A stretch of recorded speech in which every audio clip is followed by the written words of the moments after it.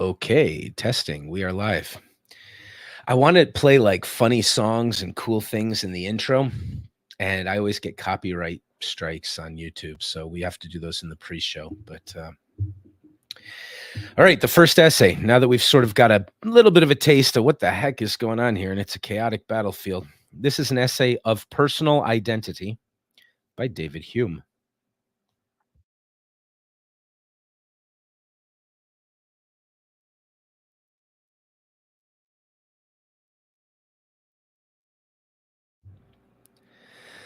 There are some philosophers who imagine we are every moment intimately conscious of what we call our self, that we feel its existence and its continuance in existence, and are certain beyond the evidence of a demonstration, both of its perfect identity and simplicity.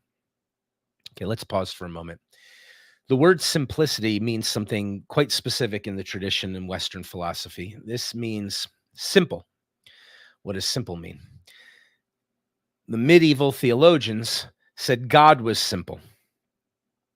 David Hume is saying there's a simplicity, and we don't even need a proof. We have the sense of the simplicity along with the perfect identity of our self, in italics, whatever self is.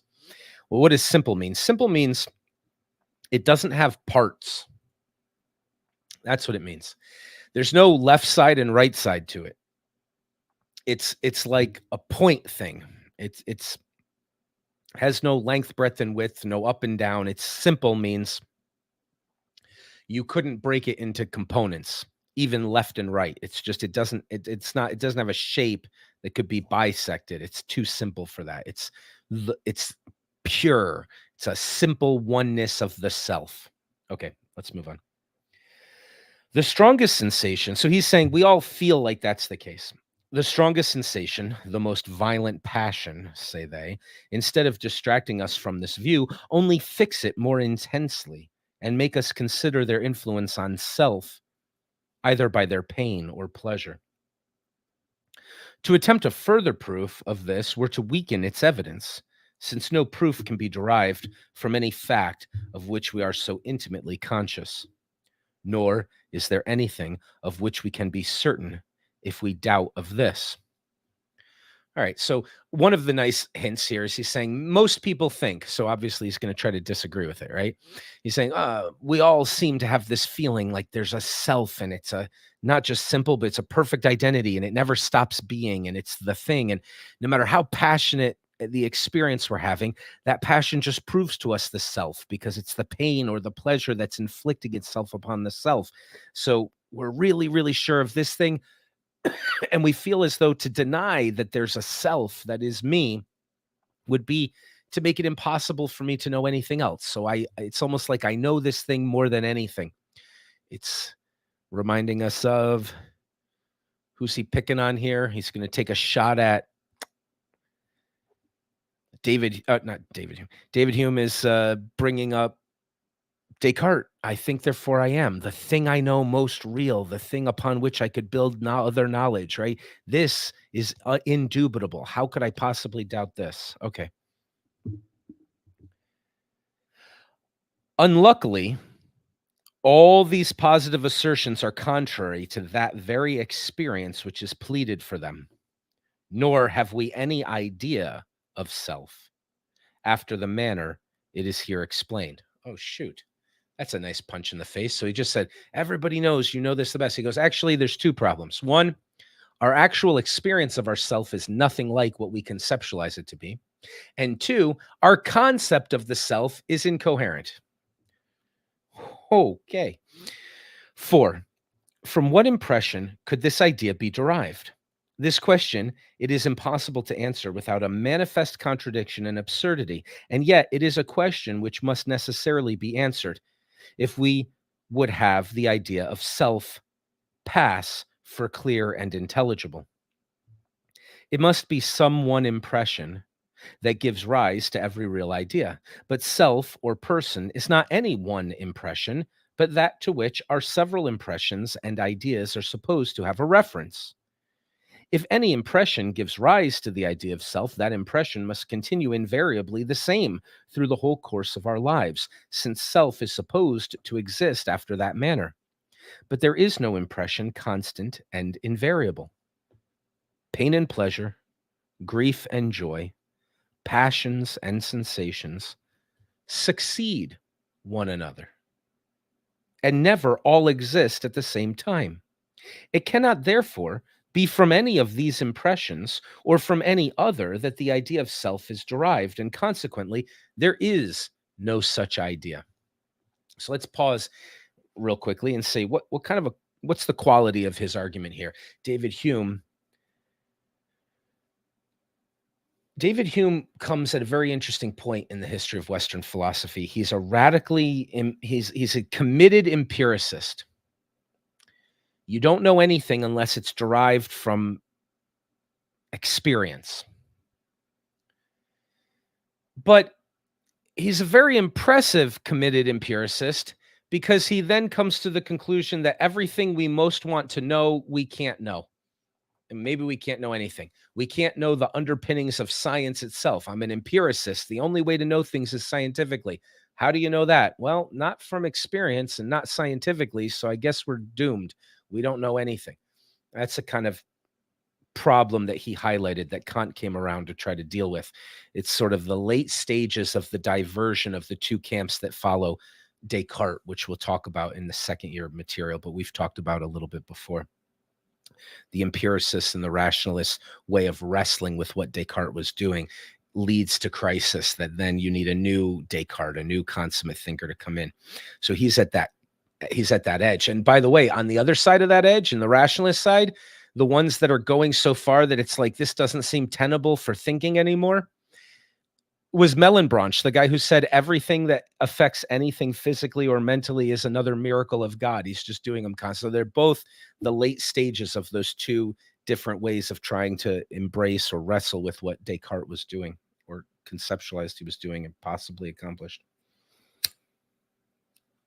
So here we are dealing with David Hume, and what he's saying is this self is the thing that the impressions are made upon. You don't have any impression of the self because the impression of the self would have to be made on the self.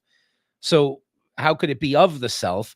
All of your ideas that you have a self are from other impressions that are made upon the self, but none of those are consistent and never go away. In fact, they're followed and succeeded by their opposites. And sometimes they're all gone and never are they all there at the same time. So how can you say that you have evidence of a self that exists all the time and never changes when every time something happens, that's your only evidence that there even is a self, and that's not unbroken? So he's being committed to this idea that where's the evidence for this? And then he's making a second point, which is that there's something incomprehensible about the notion, which I think ties into this idea of, so he's committed to the idea that we have to have experience to talk about something. By definition, you can't have experience of the self. The self is what has experiences. If that's the case, it's nothing you could ever know. So so from his perspective, with the other premise, which is that you can only know things through experience, this is something that can't be affirmed. May I beg to differ a tiny bit? Okay, because if we go a bit metacognition, I mean, and we only use our cognitive functions and we understand them, how they work in theory, without even trying to experience them as within everyday life, as to understand our quote unquote self, how the way that we were born, the preset of ourself, the blueprint, if you'd like to say it that way, how it interacts with the world.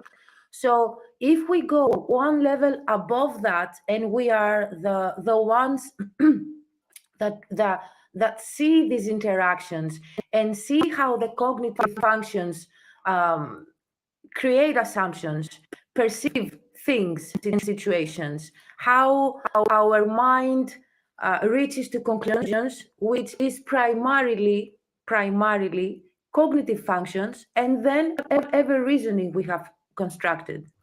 throughout the Bravo. years. Good question. Beautiful. I'm sorry. Go ahead. So if we can go on the meta level, isn't that a way to see our self and then try to reach a state of homeostasis? Because I heard that Hume said that the sense of self or the self is not coherent. So if that is the starting Right. point, then we cannot reach a state of homeostasis, but hope to be tranquil and calm. Okay, let's pause. I'm going to ask you about a couple of those terms, but awesome. Awesome question. Now, we're here to try to understand what each essay is about. So I am going to play David Hume's advocate, right? I'm going to try to respond to what you're saying as if I'm David Hume. I'm going to try to come from his perspective, okay?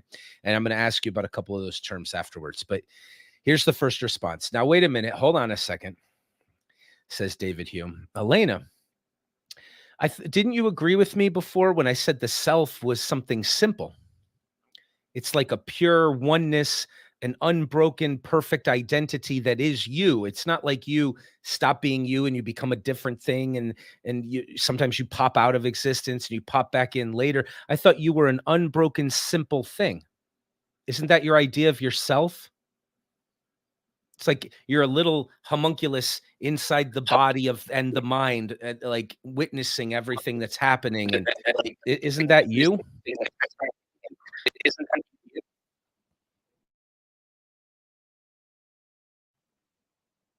Well, I consider myself as an entity to not be just the self. Maybe the self, the structure of self, the one that I was born with, my presets, etc., is something that I need to transcend as to further evolve, to pass the trick laid by my functions and good answer. So you're saying to David Hume, no, I'm not just one thing. I'm a thing that could be on a higher level. I'm more than one thing. I'm not a simple thing. I'm a thing that needs to fight for liberation and enlightenment. And there's paths. I'm a plurality. I'm not a singularity. Is that your answer to David Hume? In part. I know you had more to say, but in part to his specific question. It would be that I am as simple as a human being, but we are perplexed. Wait, say that again. We are perplexed. We are simple. Or perplexed? No. We are not complexed. We are perplexed. We're not just, we are parts and facets maybe, but they are all gloriously intertwined. Okay. And that makes us okay, good. Whole, So but I'm sorry. I want to keep driving on this because I want to see what David Hume has to say. So David Hume is shocked now. He goes, oh, wow. I thought you were going to agree with me. You're a simple, singular thing. But you're saying, no, I'm a complexity and I'm a confused complexity. And there's many different facets. I'm not one thing. There's lots of different levels of me that need to relate to each other and to the cosmos and to the grand consciousness or whatever it is. Your picture is not of a simple, singular you that has existed through time. You're denying. He thought you would agree with that, but you're saying, I think that's where you got it wrong. That I know that's not all you have to say, but that's in answer to that question. That's what you're saying, yes? Yes, courageously, yes. Very good. Very good. Okay, good. All right. Okay, so he's going to have to drop that for a second and say, okay, now wait a second. Hold on a minute. Okay. You're hurting his brain. He's going, oh man, I thought we were this one thing. He has a question for you though. When you say I need to transcend myself, isn't that the self I was talking about? Right? Like that's what I mean. The thing that has to do the transcending. I'm not talking about the complicated mix of things that you are. What is it that's you that has to do the transcending? That's the self I'm talking about. Is that thing simple or is it also just as confused. So it's the I, in other words, a bit Parmenidean, the isness of the entity. Is that a oneness? Well, it is part of oneness, but each individual is a separate isness. Is it a singular entity that's you that needs to transcend the rest of the mess of you? The need for transcendence is to try to understand the puzzle pieces, to assemble the puzzle of your quote unquote self, because it's not just the functions and the facets, it's not just the emotional world, the mental plane, your psyche, your spirit, your urges, your drives, your passions, etc., your desires and emotions. You need to acknowledge each one, to understand, to experience each one, to create the whole puzzle of your existential puzzle, and then transcend the unification and just be the I, and eventually not even be an I, but just be, which is being the isness. Okay, I hear you. David Hume's a little confused. David Hume is saying to himself, now wait, hold on a second. This I, this you, this thing, this be the great I am, the whatever, this singular thing of you that's having, of course, you got lots of parts in your body, lots of parts in your psyche, lots of parts going on, but that part that has to transcend and put all the puzzle pieces together, like you say, that thing, how do you have any evidence that that thing is even real? That's what he's wondering. He's saying, now, wait a minute. You have evidence of all these lesser things because they make an impression on that thing. But can you get an impression of that thing? Where are you standing when you're noticing that that thing is real, if the way you know these other things are real is that they are making an impression? My response to Mr. Hume would be that, well, Mr. Hume, that is empiricism. It is experiential. From a point on, it is purely experiential. It can be debated. That's what he wants it to be. But what could you possibly experience if you're one self getting all these emotional and temporal and historical and accidental and material events that are impressing themselves upon that self of yours? How are you experiencing yourself? Not these things, that thing. He's saying, I don't know if that thing exists, because when did that thing ever make an impression upon itself? You're saying it's empirical. Okay. When does it split into two and then touch itself so that it can know it's real? How do you know that that thing's real? That's the bizarre thing he's asking. And he's asking exactly that. Well, what I have in mind is that there is the word feeling that philosophers do not like that much, but it feels that there is no impressions to the I, but experiences of the I. The I experiences the other things. Yes. The other things, we know It's they like exist because they make an impression upon the I.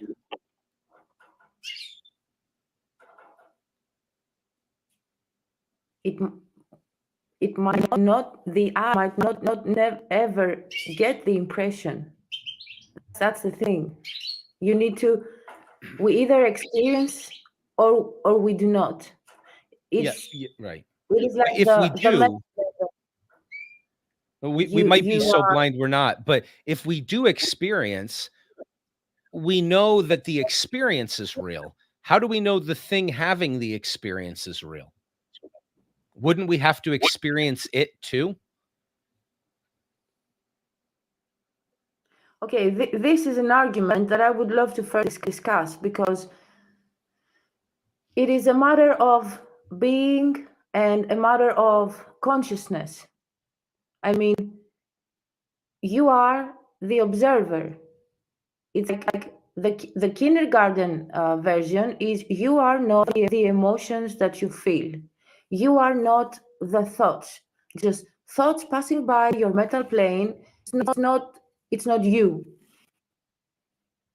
You are not defined by the thoughts unless you accept them or unless you let you create the reasoning, the train of thought. So the I is what experiences the world if one ever reaches that point. Okay, it's not we are born like that. Some are, but most people are not born in that way. Many reach that level. You reach the level of having the experience of the world and of yourself as well, interacting or just being within, So and letting the world create impressions upon you. It's part of opening the door of sure, experiencing. sure. You stand a bit idle and you just receive. Yeah, But so that doesn't David mean Hume's cool. create David Hume, impressions. David Hume is Accept. really cool with everything you just described. He agrees with that. You know that there's a world because it makes impressions on you. And you say, well, my eye needs to be open so that I can see the things and experience it.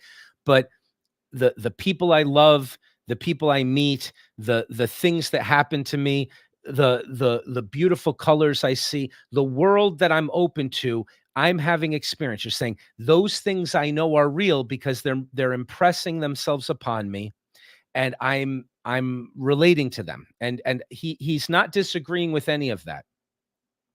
What he's saying is, yeah, that's how you know those things are real, right? You know they're real because you're open to experiencing them. And I think you would say, yeah, that's what I was just telling you, right? And then he wants to say, why do you keep talking about a you that is having those experiences? You know the things are real because they're impressing, but you've never been impressed upon by the thing that you're positing is the thing that's having the experience. How do you know that that's real? You know that the experiences are real. Maybe you should just say experiences. David Hume is, believe it or not, saying the exact opposite of what you said in this. He's saying it's not that you aren't your experiences and your thoughts, they come and go, but there's a you. He's saying that's all you are. All you are is a string of things that are happening, and you're imagining they're happening to you, but you've never experienced the you that is having those experiences. You know those things are real by the experiences. You've never had such an experience of the you that's having the experience. So he's saying the most antithetical thing to what you were just saying. He's saying that's all you are. All you are the thoughts that come and go. All you are the experiences that come and go. That happens. Those things happen, but you're just imagining that there's a you that they're happening to. You've never experienced that you. How do you know that that's real?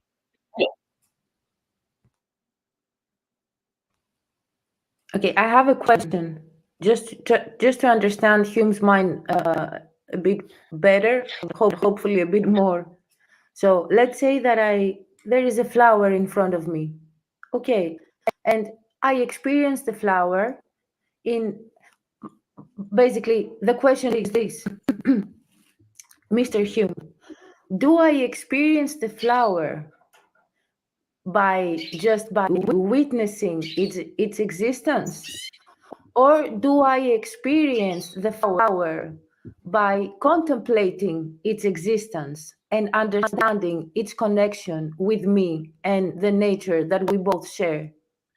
Yeah, but those contemplations, he would say, those are like the thoughts that come and go, right? You said those are not you.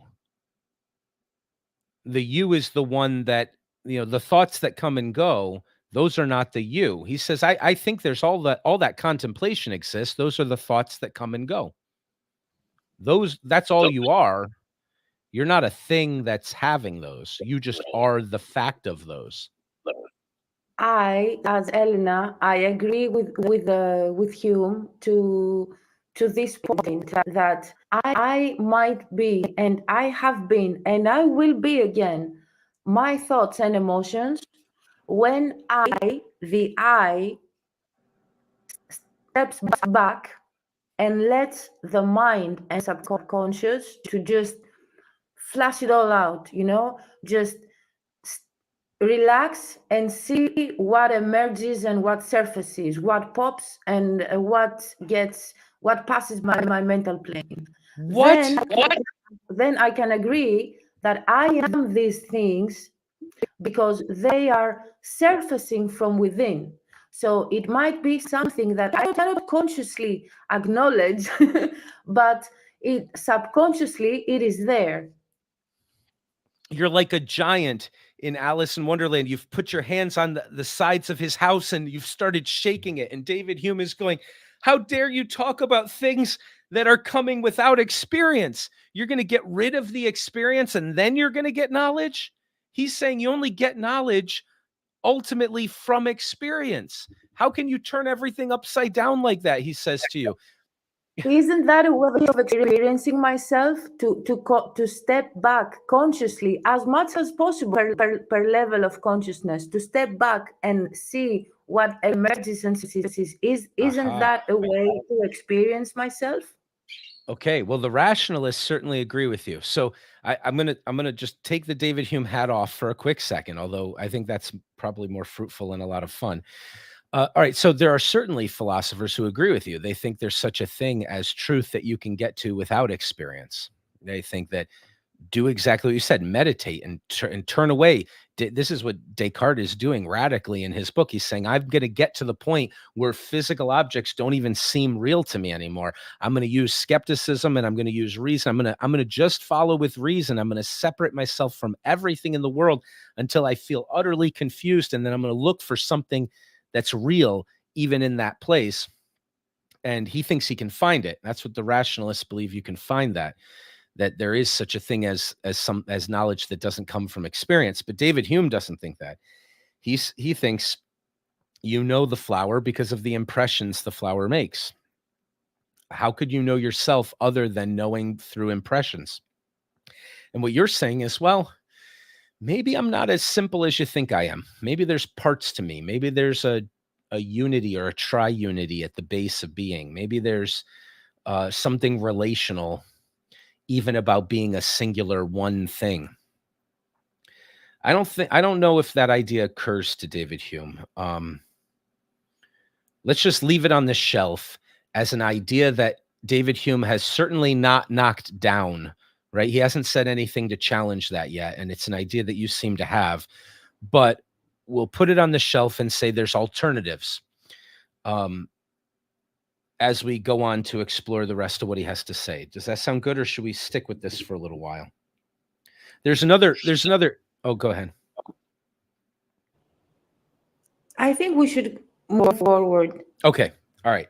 So let's leave it. There's a possibility, but we should notice that if there is a possibility of self-reflexive knowledge that's sort of relational and experiential, you're saying what I experience in here without any of the outside coming in. If that's possible, it does mean that self of yours is no longer simple, right? And typically people want to think of it as a thing that's simple, but there has to be a plurality or a complexity or a trinity, a triunity at minimum to that thing, I think, at least a duality to it for there to be experience. And that might bring up other sorts of problems potentially, but it's not clear. And certainly his position has lots of problems, as we're going to see, because I think even he himself is going to change his mind about how confident he is about all of this halfway through. So there's another challenge he might have given to the original thing you said, which is, now, wait a second, hold on. If I'm going to go out, if it is simple, the thing that is the I, the great I am, which is how you were talking about it at first, is that I a trinity? Is that I a plurality? It's a simple singular oneness, and yet there's a godheadness to it at the same time, maybe. But you said it's a singular I am thing, being qua being almost. It's like, okay, well, it's not clear to David Hume how that can be plural and singular at the same time. That's a fair enough question. But also, what he wants to say is if all you're going to do is say, well, I don't think you did say this, but if somebody were to say, well, I have the experiences of the world, but it's the I that has the experience of them. Well, how do you have the experience of the I? He says, well, the meta I. Well, it's the real me is actually back further so I can see what I'm made up of. Okay, but how do you know that that thing is real? I'd have to have experience of that. So you can't do, I don't think you were saying this, but you can't do the meta thing without an infinite regress. I think what you're saying is cleverer than that, which is that this singular thing is composite at the same time as it's singular. And of course, that's like the Trinity. That's a great mystery, and we're not going to explore that right now. I will only say that I think you're quite onto something there. But David Hume doesn't go there, so to disagree with it or even to consider it. So let's move on with our main focus of understanding David Hume. Quite radically, he's saying, no, that's all you are. All you are the string of experiences, and those turn on and off. So it sounds like he's starting to say you don't exist consistently through time either. When you have pain, when you have pleasure, there's a you that's having those experiences. But when you have nothing, how do you know you don't spend 8 hours not being? That thing, that self just isn't, because nothing's happening to it. And the only way you know it exists, he says, not like what you say, but he says the only way you know that thing exists is when stuff happens to it. Okay. But further, what must become of all our particular perceptions upon this hypothesis? All these are different and distinguishable and separable from each other, and may be separately considered, and may exist separately, and have no need of anything to support their existence. After what manner, therefore, do they belong to self? And how are they connected with it? For my part, now here's what he's going to say, because he's going to directly address what you were saying just now. Let's see what he has to say, but he's going to start with, for my part. For my part, when I enter most intimately into what I call myself, he's doing what you said we have to do. I always stumble on some particular perception or other of heat or cold, light or shade, love or hatred, pain or pleasure. I never catch myself at any time without a perception, and never can observe anything but the perception. When my perceptions are removed. Now, he isn't saying that Elena never does that. He's saying, for my part, because it's an individual experiment, he's saying, let me report what it's like to be me. Okay. Some of you guys are out there saying, yes, I can be like Descartes. I'll just disconnect from all experience, and maybe I'm a brain in a vat. And David, Descartes got to the point where he felt the world receding from him, like it wasn't real. Like he would reach out to touch it, and he would think I'm not going to feel anything when I do. He's meditating. He's going in a radical way into an ocean of, I'm going to find something solid that I can't doubt. But for David Hume, he says, okay, when I try to run that experiment, guys, I don't touch bottom. It's bottomless. Other people, the rationalists, claim that they find something solid and real upon which they can build other things.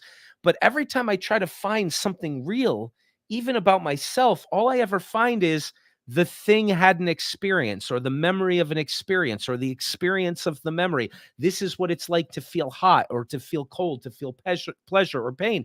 And when I try to grab on to what it could be that's me, I can never do it apart from those things. And when I do grab it, all I'm grabbing are those things. I never see anything that's outside of an experiential thing.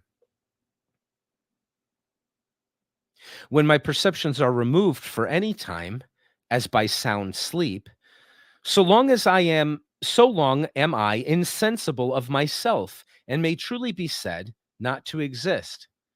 He says, forget doing some meditative practice. Every time I go to bed and I'm in a deep sound sleep, there's no me I'm noticing. All experiences are stopping. The thing has turned off. There's no more of these thoughts that come and go, events that happen to me, pleasures and pains and hots and colds. Those things made me feel like there was a me. But whenever I tried to find the me, it was always in connection to those things. And I could only ever grab those perceptions without a me. But when I am away from all those things, it's like I'm dead. I just go to sleep for 8 hours and I'm in a deep sound sleep, and there's no consciousness anymore. There's no recognition of anything, and there's no me that's filling up that space. Were all my perceptions removed by death, and could I neither think nor feel nor see nor love nor hate after the dissolution of my body, I should be entirely annihilated. Nor do I conceive what is further requisite to make me a perfect nonentity than that. Okay, so if you really want to take away experience, it's called death, he says. And I think that if you took away from me, it might not be true of other people, right? He says, I can only tell you what it's. Hey, Norm, you're asleep. Come here. He's having a nightmare and barking. Hey, buddy. It's probably a pleasant dream. He's barking at an imaginary squirrel. What he's saying is, for me, I don't know about Elena. I don't know about other people. I don't know about Descartes. He seemed to find something, I guess. But I can tell you that for me, if you took away feeling and thinking and breathing and talking and walking and hot and cold and all that, there'd be nothing left of me. I would be a total non-entity. That death seems like non-existence as far as I can tell. In fact, sound sleep is me. I'm like a character in a video game. You turn the video game off, I'm not there. You turn it back on again later, here I am. But there's no me in between those two states. That's what sound sleep is. If anyone, upon serious and unprejudiced reflection, thinks he has a different notion of himself, I must confess I can no longer reason with him. All I can allow him is that he may be in the right as well as I, and that we are essentially different in this particular. Okay, notice what he's not claiming. He's not claiming that's true of me, and I know it's true of all of you too. He doesn't have any reason to think that, because this is an introspective thing. But notice also, he isn't avoiding the introspective, right? He's not saying, well, those people like Elena are saying, disconnect yourself from those other things and find the true self. He said, I don't want to try to do that. He says, I do try to do that. I try to do it. And for me, I don't know about for you, but for me, I just don't find anything. It's just like, if I think I found something, it's because of a hot sensation or the memory of a cold sensation. It's all I have are the perceptions, and there's no me that's just there in the naked blankness apart from experience. We'll finish this paragraph and then we'll pause. And then he says, look, that might not be true of other people. I don't know how we'll argue with each other. We have a totally different experience of ourselves. In my case, a nihilistic non-experience of self, maybe, or at least one that doesn't contribute something other than the perceptions. But that might not be true of other people, but we can't talk any further because I'll just allow that you're a different kind of creature than I am. And this is what I'm telling you it's like to be me. He may perhaps perceive something simple and continued, which he calls himself, though I am certain there is no such principle in me. Okay, so he's not just saying I haven't found it yet. He's saying I have looked, and I've looked carefully. And for me, I'm an NPC. That's what David Hume is saying. He said, for you, maybe you've looked and maybe you found. I don't know what the hell you found. It doesn't even seem to make sense to me. I know that I looked and I didn't find. All I found was just nothingness. If I had a fear, then that was a perception. All I had was the fear. But if I got rid of the fear, there's just nothing left. There's no me there humming along, just being. That's his idea. The first question we can ask is could he be right about himself? I know you've probably got a lot to say, but I wonder if you could take that sharp question first. Elena, do you think it's possible that David Hume is lying, mistaken, or could he be right about his report about himself? Even if he's not right about you or anybody else, maybe he's the only one for whom this is the case. Could he be right about himself? No. Okay, is there a sense in which he's right about everybody. What I mean is, even if you don't like his conclusion, and maybe he's mistaken in his conclusion, is there a germ of truth that he's seeing that's very difficult to see for other perspectives that we should not lose sight of or see if we can grapple with and incorporate? Okay, I wouldn't call it a germ of truth because I disagree with him. I cannot believe, I cannot see how he is just that he searched and all he found was impressions. Now it might sound stupid or egotistic, I don't know, but it's like he reached the elementary, he reached the high school of self, but he never reached the university, you know? So it is real for high school, but when you enter university and you learn the evolved or meta principles of being and existential principles, you change, your understanding changes, and gradually your consciousness shifts, and it helps to realize the self on a more deeper level, on the soul level, and or even as a core. So I like what you're saying. You're saying two things. I want to highlight them really quickly and then ask you go a little bit further. The first thing you're saying is, all right, he's missing something really important. There's some insight he's not getting. That's fine. But then you're saying he for sure couldn't be true. He couldn't be right about himself. He for sure couldn't be. He's mistaken about himself, because I don't know how you know what his experience of being is, right? By definition, he's a different subject than you are. And he's granting that for you. He's saying, I don't know what it's like to be Elena. She maybe can graduate to the university because she has the component parts within her to be that great I am. That could be the case for her. That's not true for me. Could he be right about himself, that he is a zombie, a robot, a shell, an NPC? He looks like a person with a soul, but he doesn't have one. Well, the ancient Greeks believed there are different kinds of souls.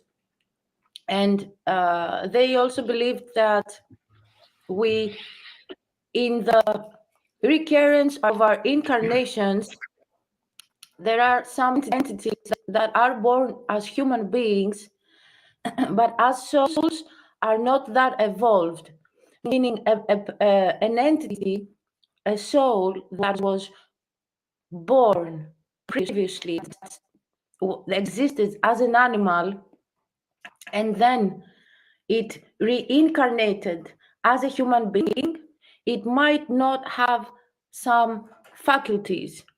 It might not have yet evolved some assets of the psyche. So I'm not saying that Hume was. So, what you're saying there is that his soul might not have the faculty to recognize the truth about itself, but you're still denying the idea that his soul could just be the sort of thing that isn't a part of the great I am, let's say, to use your language earlier, right? Because those would be two different things. Are you saying it's possible that he has no soul at all? Or are you saying it's possible that his soul lacks the capacity to see the insight of what it actually is, but it really is that thing? Exactly, the second one. The second one, okay. It might be the capacity, or it might be the blindfolds of the self, because it might just deconstruct everything else. Now I'm going to annoy the heck out of you. Are you ready for this? The next question is, how do you know that? I understand perfectly your position. I think in the category that it is that, his soul is more eternal than he thinks. It's lasting. He doesn't know it because his soul's a blind soul that isn't graduated to that enlightenment, perhaps, right? But how do you know that it's not true of him? How do you know that he isn't a very careful thinker, an honest thinker, who's accurately examining the very nature of his being and finding nothing there?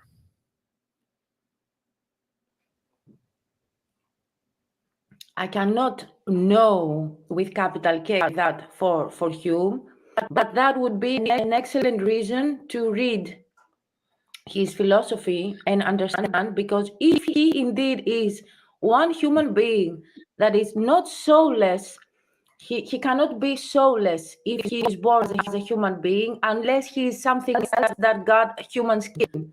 Now let's get all conspiracy theory on the matter and stick to Hume. But I would love to read furthermore his philosophy and his perceptions and his propositions and understand if he is such a case indeed. Okay, now this is a very, very awesome idea of yours here. I want to highlight this for anybody who's listening later to the recordings.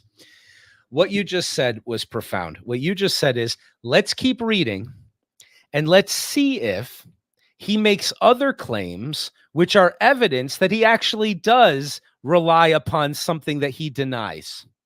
Right? In other words, let's see, does he consistently sound like a zombie all the time, or does he slip a little bit? And it's clear that ideas of his are evidence of the fact that he doesn't have a dead soul. That is so what you said was, I don't know, but I've got a way to find out. Let's go get some more data on that. And that's a really, really cool way to approach David Hume. So we'll keep that in mind as we keep reading. That was really good.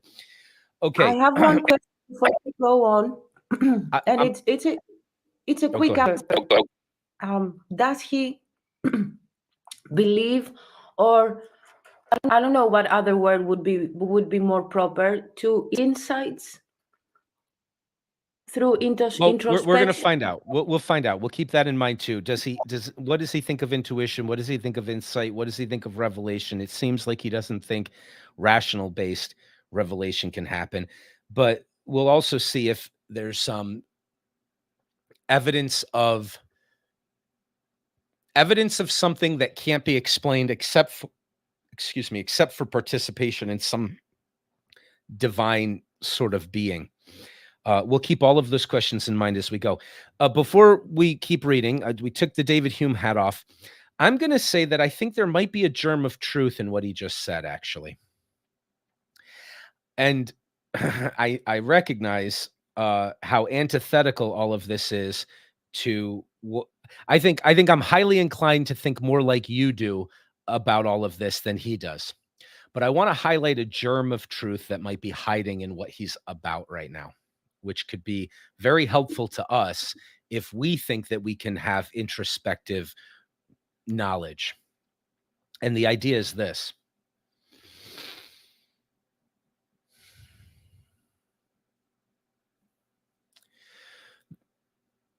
The admirable clarity with which he's setting up the problem and his unflinching commitment to not allowing himself to participate in anything delusional or even in anything that isn't clear and grounded has brought him to an insight that I think is true, which is I don't want to skip it. I want to highlight how he's seeing it without taking it too much further. If you set up the test the way he set it up, you might have to come to his conclusion. But that might be evidence that the test is set up because it's looking for the wrong thing. And that means that the people who believe in the oneness of themselves are also mistaken. He's mistaken and they're mistaken in exactly the same way. And it's this. The existentialists came around in trying to wrestle with what Kant was doing to dissolve these problems of Hume's. And the existentialists, Nietzsche said of Descartes, the proposition I think is anything but indubitable to me. In other words, that's no foundation for knowledge because you're positing a doer behind the deed, and all you know is the deed. He was almost doing it in the opposite direction of David Hume. David Hume is saying things happen to me, so I posit that there's a me for them to happen to. What Nietzsche is saying is I'm doing things, but you're positing that I am there doing them. What if I am the doings and nothing else? Let's put that aside and say, okay, there's a whole different school of thought. There's these existentialists that are seeing some germ of truth in what he's doing. The next thing we might say is, what if all being is actually relational? I mean, you could easily have said to my earlier question, David Hume has to be wrong. You can't have something being done to someone without the someone there, right? You could have said that. You didn't say that. You admirably went a different direction. But just like he's saying, I can't know there's a something here unless I can experience it. Somebody else could say, well, how can doings happen to nobody, right? The experience didn't happen to you. It just happened. Like, how can that be all that there is, right? Like, you need both sides of the coin. What someone might say is that the rationalists and the empiricists are mistaken, and that what you need to have anything is both sides of the coin. What you need to have anything is something relational. It's the yin. The yin alone is nothing, and the yang alone is nothing. It's the love dance chase between the two that are incompatible that gives you something. Because what he's saying is, get rid of all the experiences. I'm nothing. Well, maybe, but that doesn't mean you're nothing. The experiences are nothing without you. There's nihilism, there's nothingness unless there is a trinity. Unless there are two things and a chase between them. I'm not saying that has to be true. I'm saying it's possible that when the ancient mythopoetics were saying the great I am is a spirit with a son that sacrifices, or like there's a trinity, you know what I mean? Like, God is one, but he's three at the same time. It's like, that sounds like a stupid, crazy idea, except we're almost being forced into it. Not exactly just with David Hume, but as other people continued in the tradition of philosophy to wrestle with what he was highlighting, that here's a more straightforward way of saying it. There's this problem in philosophy called the problem of other minds. And it's, oh, I know I have a mind, but how do I know that everybody around me isn't just a computer program or something? One of the potential approaches to that from the pragmatists, which are a subset of their schools springing off from these existentialists we're talking about in some ways, is to say, look, the child isn't an I. The infant doesn't even have a sense of self. The infant's sense of self, the I, is only something that can develop in relationship to the mother I. Right? Like, there are no others without the I, and there is no I without the others. It's all love at the base. It's all relational. You only can be if there's more than one. There's a two-ness and there's a relationship between them, something like that. I'm not saying that has to be true. I just put on a totally different cap that said, from that perspective, the rationalists who say it's ultimately just this, right? And the empiricists who say it's all just that and there's no this, that they're both wrong for the same reason. And Hume might be really highlighting the germ of truth, that you do have nothing unless you have both. The single mind in the infinite void isn't something that creates a bunch of stuff to imagine. It's something that disintegrates into nothing. Right? We have a bunch of stuff, so there has to be more than one thing. Possibly. Again, I'm not saying that has to be the case. I wanted to bring up a school of thought that could see a germ of truth in this, because I understand how antithetical it is to. Anyway, for what that might be worth, let's move on here. Unless you have something you want to say about that.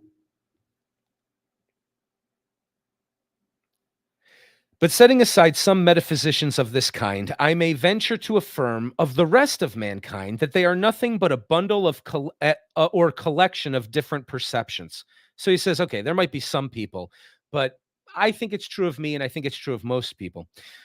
They're just a bundle of different perceptions which succeed one another with an inconceivable rapidity and are in a perpetual flux and movement.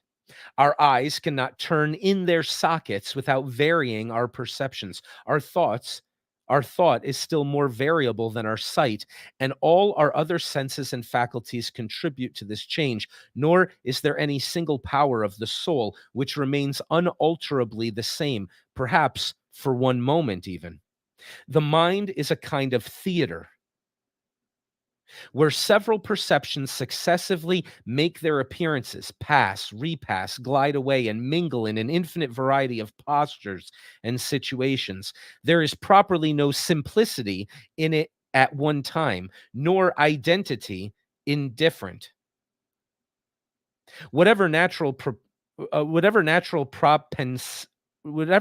propension we may have to imagine that simplicity and identity, the comparison of the theater must not mislead us. They are the successive perceptions only that contribute the mind, or that constitute the mind, nor have we the most distant notion of the place where these scenes are represented, or of the materials of which it is composed. Okay, once again, he's going to be really, I know nothing unless I experience it. All my experiences, I affirm. I never experienced the stage that is the place those experiences are happening. So I have no notion of it, and I deny it exists.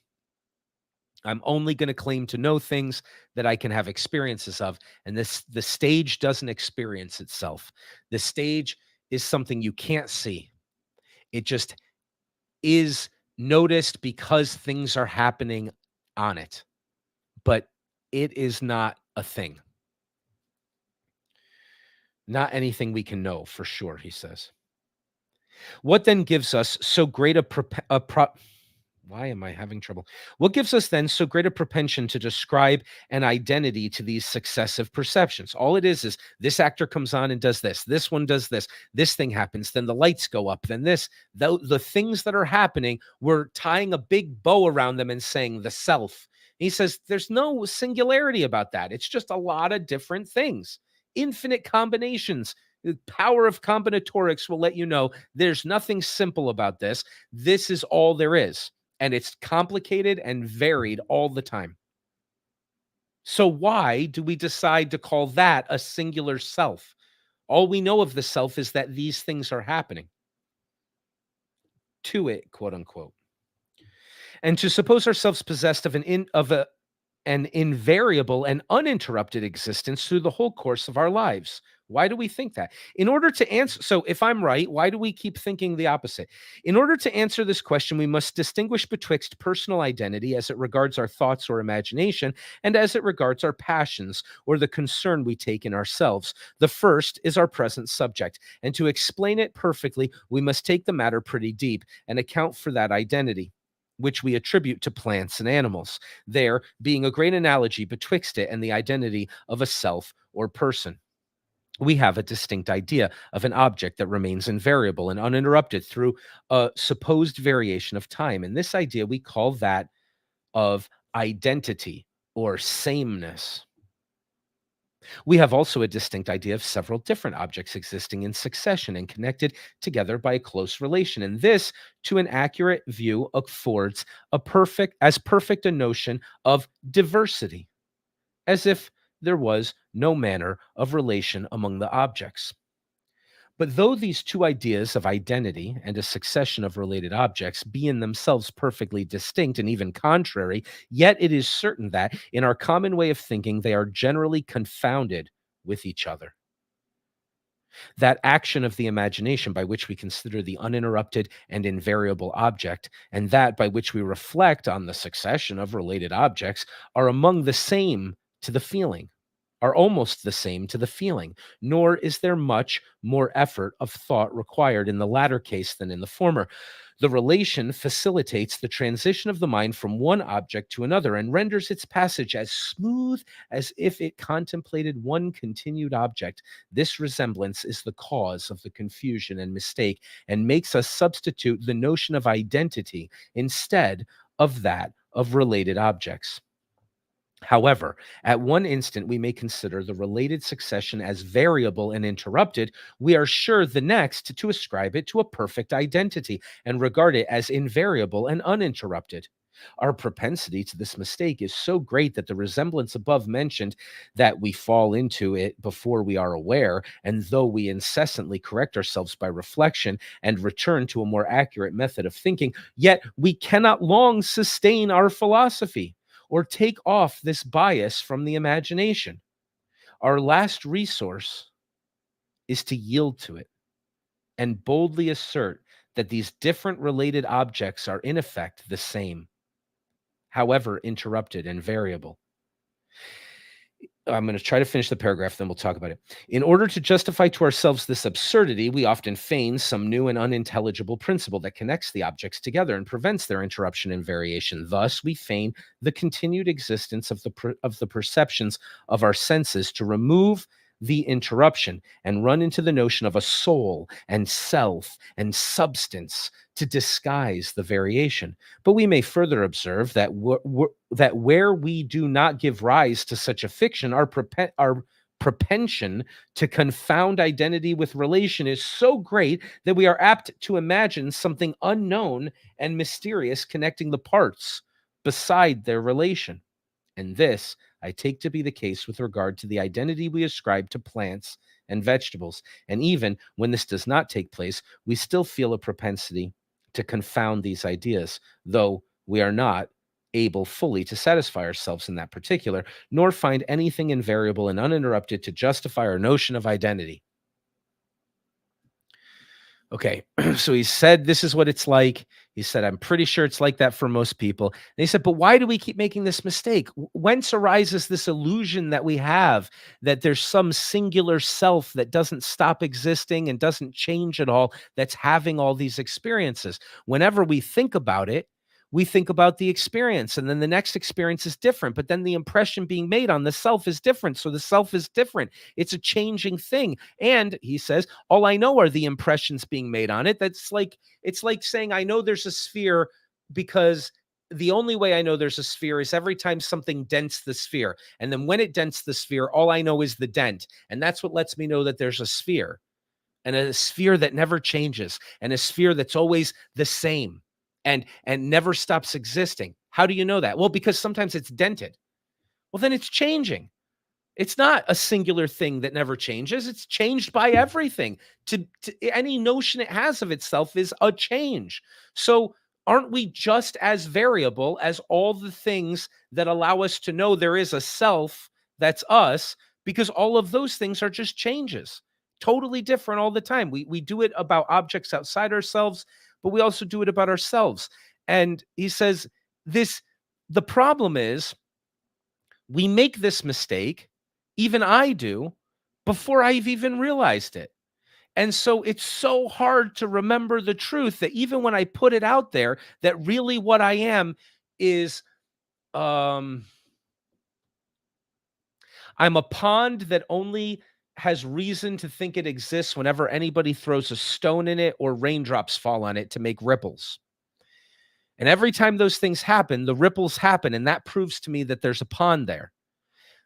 But all I know are the ripples, and there's no other evidence of a pond except that the rippling is happening. And the things that make the rippling happen are always different and chaotic and strange and never the same. And the rippling itself is a changing thing, and it goes from one change to another. But it's all happening to me. And so I want to say there's a me that never changes. But what evidence do I have that there's a me? Well, I keep changing all the time. Every time something hits me, I get an idea that I'm here. But that's you changing because things are happening to you. So you're not the same in those moments. And those are the only moments that you have any evidence that you're there at all. If everything was gone and you were in a deep, sound sleep, there wouldn't be a you wondering if you exist. There would just be sound, dreamless sleep. There's no evidence of a you there. The only evidence of a you is in the moments that you're changing. But because the next change follows the next change follows the next change, and we want to think it's a smooth transition, it happens so rapidly, we just keep making this mistake of positing that there's a thing there that never changes. But all there is a bunch of changing things. And that's all the evidence you have of you, is your response and your change to those things. So it's like almost impossible for us to really hold on to this truth. We keep having to make the mistake and making it before we've realized it, that the best we can do is to affirm it when we're clear-headed, and then realize we're going to fall into the mistake of not remembering it moments later, perhaps. Okay. And the other argument he said is, you can see that about things outside. Like, there's a rose bush in my garden. Well, can you step in the same rose bush twice? Can you even step in it once? Right? That rose bush is defined by its constitution, which is constantly changing all the time. Every moment, there's a new evaporation, there's a new respiration, there's a new thing that's it's a movement and a change and a heliotropism action. Like, the rose bush is different all the time, but I want to think of it as a rose bush. And so I posit it as a thing that's always there. Changes are happening to it. But he says, if you really examine the rose bush, it's just the changes. It's variable in every aspect. So the first thing we could say is, well, wrong or right, he's consistent. Yeah, it's a heck of an impressive mind that can stay following the consequences of a commitment. Now, it's not clear that he's proven that the only way we know things is through sensory input. It's sort of his article of faith to a degree, which we might examine that at some point, maybe right now. But he is certainly staying with that and doing his best to not be self-contradictory and seeing what the consequences are. So it's impressive, whether it's right or wrong, for that reason alone. Um, what do you think? That is my main point of argument, that whatever we perceive through our senses, what, whatever sensory input offers, it is an impression, but it will not necessarily create an experience. Meaning, even the Stoics, I'll use them as an example, since they are a hype right now upon the world. They were the ones primarily in today's world, the ones that taught us that things are things. They're neither good, they're neither nor bad. The bush is a bush. Having the bush in your um how to say it, visual perception, because there are other kinds of perception as well. Having the print of the bush to your visual perception is having an impression, receiving and having an impression, but that's not having the experience of the bush. It's different. If you just pass by, you might not even notice it.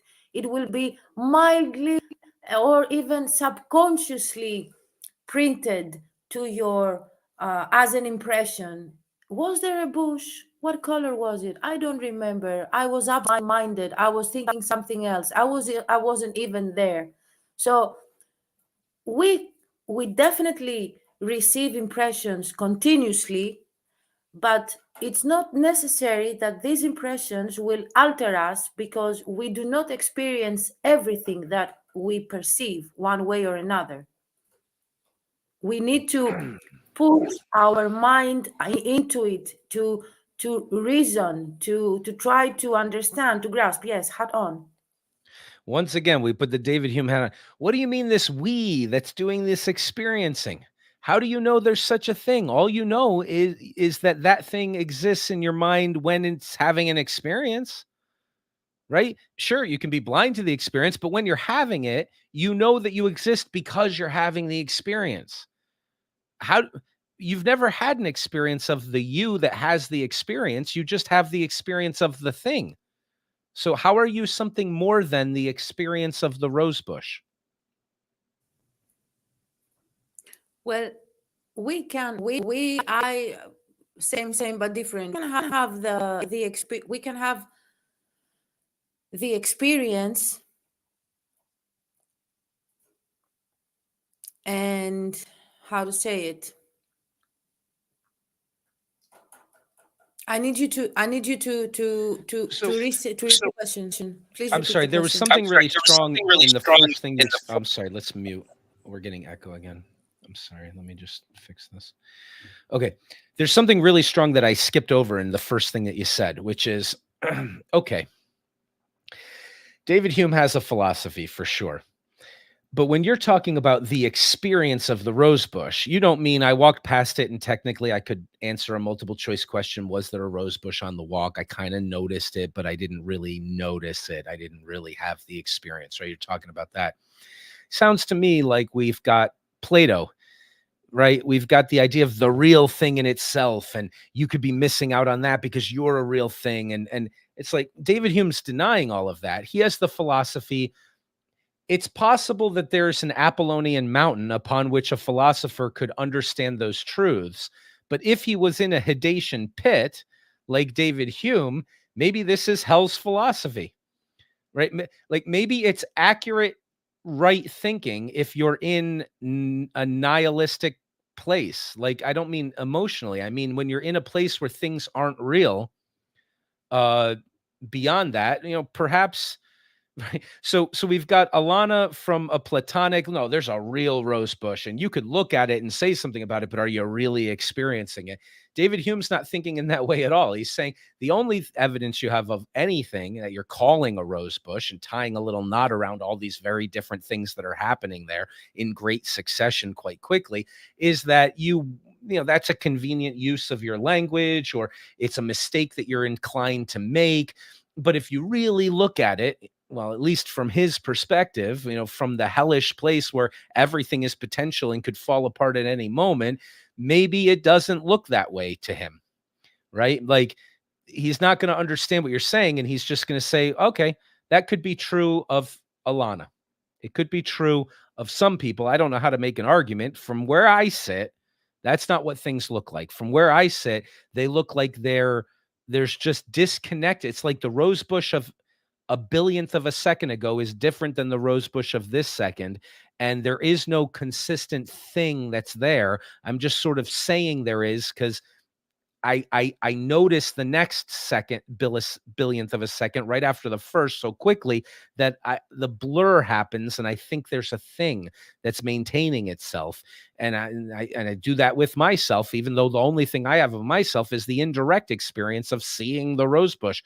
But that's not what things are like. Things are illusory and falling apart and changing, and there's nothing. So he's anti the Platonic forms, which I think was a germ of your perspective when you first talked. I didn't want to gloss over it. What we might be having here is someone sitting 1/3 down the way in a pit of hell, looking accurately and honestly at being from that perspective, and then shouting to have a conversation with someone 1/3 up an Apollonian mountain from a Platonic perspective, saying, it's not what it seems like to me. Well, you're probably right from where you sit, but I'm right from where I sit. It's like uh, David Hume's like, I can't reason with you. Your world is different than my world, maybe. So anyway, I didn't want to gloss over that because that might be a little bit of what's happening here. But you wanted me to repeat the question, and what was it we were talking about? Oh, right. So he's gonna, if you are gonna insist on making him answer you, he's just gonna say, "What do you mean? There's a we that have the experiences? I don't see that at all. He's a shadow. He says, I know I'm a shadow. I'm not Yes. real. So the we that has the I that has the experience is me, the being that passes by the bush and not just has the impression of the bush printed to my visual to my mental plane through sight. Me having the experience is either taking a moment and looking at the bush, and while the I has stepped back and allows for emotions and thoughts to be to be consistent, to be emerged, to be surfaced, that is the I, me, not just the self. The self is whatever, maybe whatever surfaces and emerges. The self is also the way that I think, but up to a point, because especially through philosophy, we try to build a reasoning, a seeking and truthful and honest reasoning. So that is part of the self that we have that we have structured. But the I that has the experience is the entity, the being that steps back noetically, so to say, and emotionally. There is stillness there, stillness of the mind and stillness of the heart, and you just sit back and see what that impression, that bush, will create as an experience when you allow it to. So it's that opening the door for the experience. Wonderful, wonderful. It's over. It's over. David Hume, we got to throw the hat. He throws his hands up. What a blessed creature it must be to be like someone like you. And if people understand what you're talking about, that's great. But David Hume said, I'm just a shadow. I'm just a hell creature. I guess I don't live in that place that where you get to be like that and the thing gets to be real like that. So he has nothing he can say to you. He certainly can't tell you you're wrong, and he admits he can't. He says, I have no argument. I can't prove that that's not true. He doesn't even try to prove that your perspective of being real and the thing being real and all. He said, sure. It's just like that for her, perhaps, but it's not for me. And I'm laughing because I get to be in this Dionysian middle ground where I can kind of see both of you and realize how funny it is that there's not going to be a moment of understanding between the two of you. Although you maybe are in a better position because you said, well, part of what we are is being able to think and consider other thoughts from other perspectives. So perhaps you have a bit more love even for David Hume from your perspective. And maybe he's just not capable of being more than a shadow. But I'm not picking on him, by the way. That's his description of himself, right? We're just being consistent with what he's saying. If he was here and, and if I had the guts, I would honestly ask, would you like a hug? He was, well, uh, yeah, that might work. It might work, but he might, so we're not into existentialism, but it's possible that the place you are in life has a lot to do with what you can see and what's true about the world itself, that the reality, he might not be wrong. In other words, he might be such a lovely, beautiful creature that he's accurately telling you what being looks like from a pit, from a Okay, place Stephen, of I need to ask you non-being. something. Yeah. Would you, is Hume the one philosopher that one should read and try to understand as the best explanation of Plato's cave, how things are when That's a great question. Okay. Wow. What a beautiful question. David Hume is in Plato's cave. And Socrates, Plato comes back. He goes, I've seen such wonderful things. And he tries to give education and to wrestle people against their will out of their chains to go and have this enlightenment. David Hume is a character in that story who says, I'm not moving, and there's nothing outside this cave. I promise you. Not for me. I'm sure that all there are the shadows. That's what it is. Now, Kant, who comes along to try to deal with that, he sort of is saying, look, there's no way to get out of this cave, but we can know that there is something out of the cave, and we can know some indirect things about it, right? We can know when we're violating. Oh, I'm sorry. Let me add you back in here again. That was a good question. All right, we're going to work on the sound with the echoes and the audio and stuff. And let's make sure we're just going to pause for a minute and bring that. That's a cool question. Where does he fit in the myth of the cave? He's in the cave and he's pretty sure there's no hope for him. All right, we'll wait for Alana to reconnect.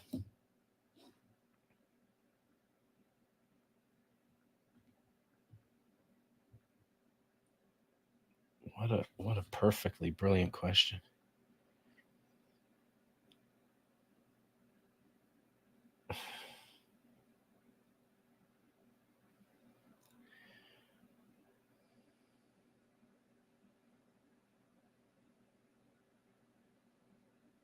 Not sure how that worked. Well, we're having some time issues and some technical issues, and it's possible that she's lost all signal. So we're going to give it just a moment or two. We'll see if a message comes in here. Maybe I should check. That's a good question. Everybody listening should just go write an essay on that question she just asked. Let's put all the philosophers. That would be a great meme, by the way. You take that big artwork of the cave and everything, and you just place philosophers in different attitudes. Like, there's nothing out there. Don't go, or I'm trapped, or whatever. You put them in Plato's cave somewhere. That would be a really cool meme. Why are you posting that at me? Okay. All right, let's see. Okay, it looks like we may be having technical difficulties, so we're going to wrap this up a little bit light. As I said in the pre-show, this is, we're going to have a lot of very, very, very interesting essays from very different perspectives on the mind and the body and identity and how they might relate to each other. We have barely gotten into this David Hume one. We're going to try to wrap that up. This new class is going to be finished as quickly as possible. So we're going to meet extra long on Mondays, and then we're going to start at the same time on Wednesdays, but just do a regular shorter session. And we're going to get through the intro to philosophy of mind, which is going to allow us to then replace the schedule with something a lot broader, concerned with more than just this mind-body question. You can see that, like all philosophical questions, they're intertwined. So questions of identity are intertwined with this. Questions of God are intertwined with this. They're all intertwined, but we're going to do a much broader exploration of the philosophy of mind. Oh, good. You're back. Okay. You're on your way back. At some point, this will be done within a month or so, but we're going to be looking at behaviorism and AI and functionalism, eliminativism, interpretationism, reductionism. All right, we're going to look at consciousness from different perspectives, see if the mind-body problem is actually insoluble, subjectivity and self-knowledge, challenges to materialism that are new based on our philosophical explorations of the concepts of the mind. So that's the course that'll be coming after this one is done, and this one's the brief intro to that. Hey, welcome back. I'm sorry. I know we're having a lot of tech issues with echoes and audio, and it sounds like you got booted. I think probably what we're going to do is I'm going to shut the book, even though we've still got a lot of David Hume to go in. And I know in the pre-show I said it's not necessarily my favorite of the essays, but it's been fantastic so far. And I have to say this conversation has been much better than the one that I failed to record earlier when we did this with the other group that we're doing the other classes on, which are also awesome conversations. So I'm really thrilled that we're doing this. Let's end our discussion with your awesome question, though. Where would we place David Hume in Plato's cave? And I thought, what an awesome meme would be to take that artwork of Plato's cave. Plato's cave. You know, the one with all the different characters? We could make a meme where we place all the different philosophers in different places in that. And that would actually be a really, really fun thing to do as an ongoing project. For now, if we were to open some of these images and share them. Welcome back. We can't hear you yet. Are you there?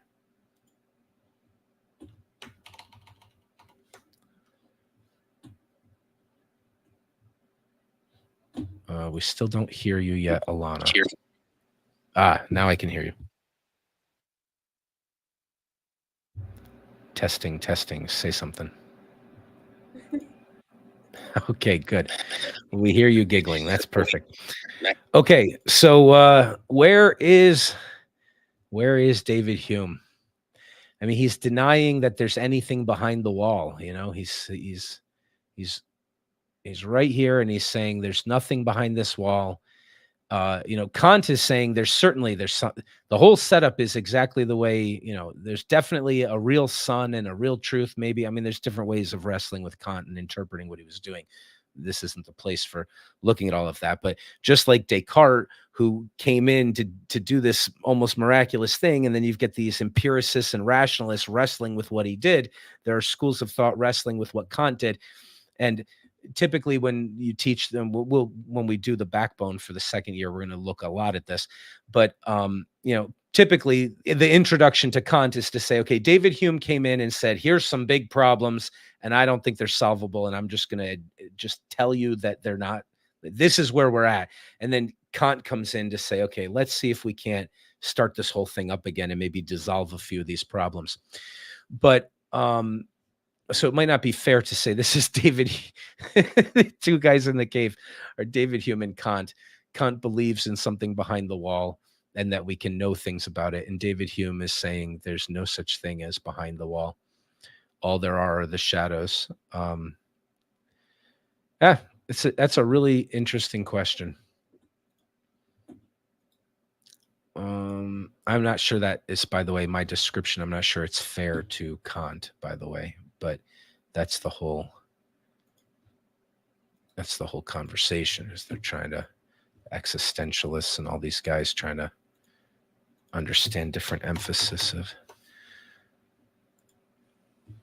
just different ways of wrestling with Kant, with it probably is to label him as the philosopher that is the best one to read, to understand how things are within Plato's cave. It is probably very unfair. It's a good question. His bones rest in his grave, but nonetheless, with all the ignorance that I have on his philosophy and his mind, that was the impression that I have of him without having experienced him. Well, you're starting to experience him, and we're just getting into this essay, but I think you're right. I think David Hume wouldn't consider it an insult. I think David Hume is going to say, look, I am in this cave, and I'm telling you, don't even try to get out. There's no such thing. All there are the shadows. The shadows are the only thing we have a right to claim to know anything about. And I, by the way, am not one of the shadows. The thing that sees the shadows. I've never seen the shadow of the thing that sees the shadows. So I deny that there is a thing that's seeing the shadows. All there are the shadows. He's aimed in the other direction. And I don't think he would find it an insult if you depicted him that way. He's sitting here behind this wall, looking at the shadows, telling his neighbors, there's no such thing as anything but the shadows. That's all you can have access to. Now, of course, that's within Plato's framework where you could actually see other things, but that's a really cool way for us to end this. So we're going to end the live stream. We'll go into an even cooler after conversation now, but that was a great way to end this. So thank you for that. And we're going to do this on Wednesday as well as today, and we're going to try to get through this in about a month and a half, probably.